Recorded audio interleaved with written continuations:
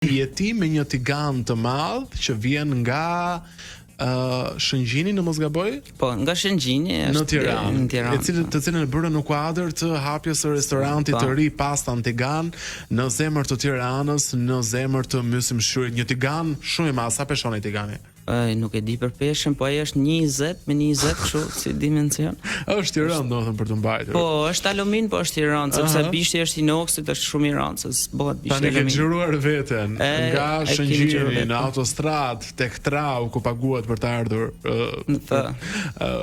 Nuk di domethënë më pas në zona të ndryshme të Tiranës derisa mbërrin në Mysymshyr. Them vërtetën, tentova të hypja në urban.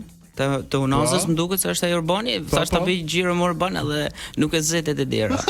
Edhe po ta fusha kështu, i bite me spostu njerëzit, edhe ula pastaj se ishte shumë. Atë tiganin e ke vendosur në hyrje, tani ku është ai tigani?